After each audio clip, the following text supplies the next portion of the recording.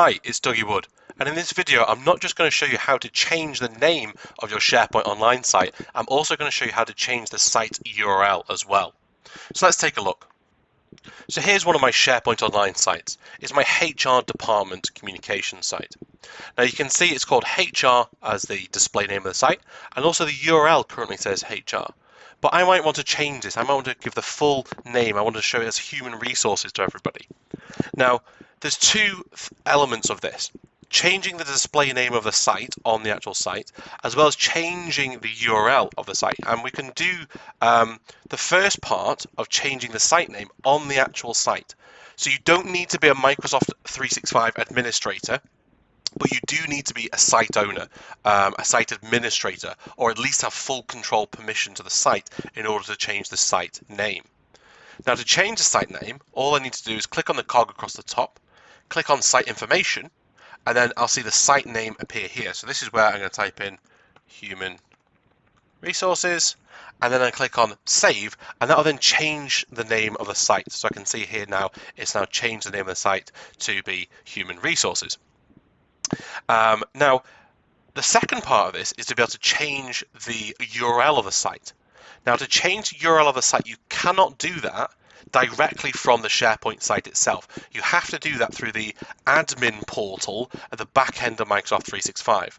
So that means that you either have to have a global admin role assigned to your Microsoft 365 account, or the SharePoint admin role assigned to your Microsoft 365 account.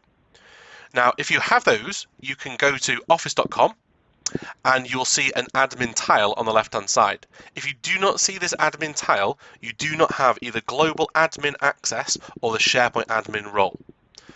If you click on admin, it'll then take you to the Microsoft 365 Admin Centre. And on the left-hand side, you'll be able to click on Show All.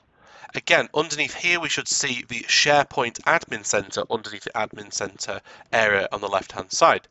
If, for some reason you don't see SharePoint here, but you see Exchange, that would mean that you'd have the Exchange Online admin access, but you don't have the SharePoint admin access.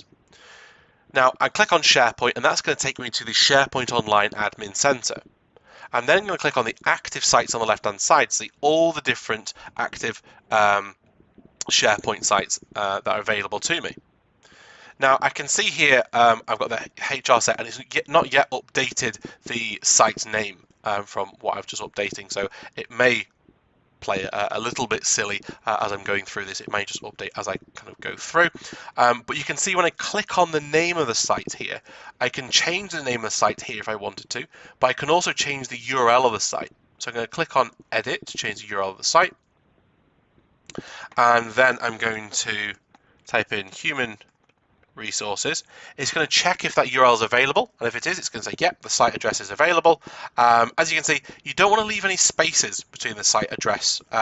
If you do, you'll end up with kind of %20s that are appearing inside the URL, and that just doesn't look great. So it's good just to sort of not have any sort of spaces between the words of your URL.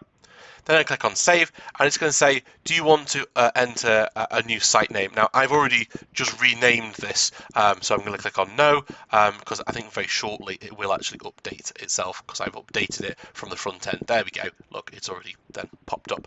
So there we go. So we've now changed our site name, and we changed our URL, and to double check, I'm going to click on the URL, and that's then going to take me back to the home page of my human resources site.